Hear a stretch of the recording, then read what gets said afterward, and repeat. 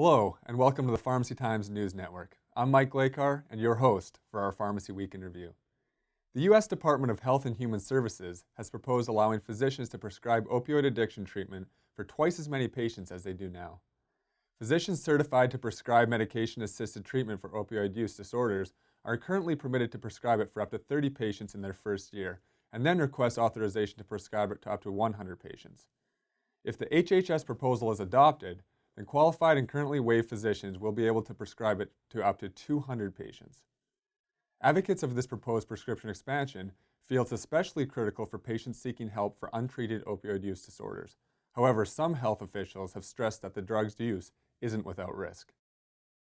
Moving to product news, the FDA has revised warnings about metformin in order to expand the diabetes drug's use in certain patients with reduced kidney function.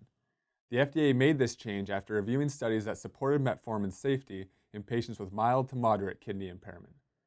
Healthcare providers should follow the revised labeling when prescribing and dispensing metformin-containing products to patients with impaired kidney function. A new CDC report shows flu activity has decreased slightly, but is still elevated across the country.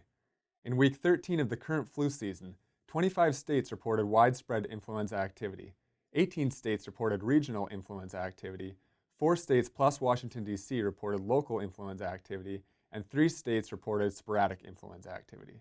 In this next clip, Dr. Upal Mantukani explains how pharmacists can make sure they're prepared to continue providing the best care throughout flu season. The best way to start would be to read the MMWR report, which was published on August 7, 2015. And that gives you all of the most current recommendations, some of the changes for the new season as well. So starting there would be like a good way, and then looking at the CDC schedule to just look at what the general recommendations are. Pharmacists may be asked more questions about Viberzi since Allergan recently launched a direct-to-consumer campaign for the irritable bowel syndrome treatment. The ad features comedian Ayanna Becker portraying Irritable Belle, an annoying redhead wearing a skin-colored jumpsuit with an intestine painted on it. Irritable Belle tries to annoy her IBS-afflicted friend who's only able to ward her off after taking Viberzi.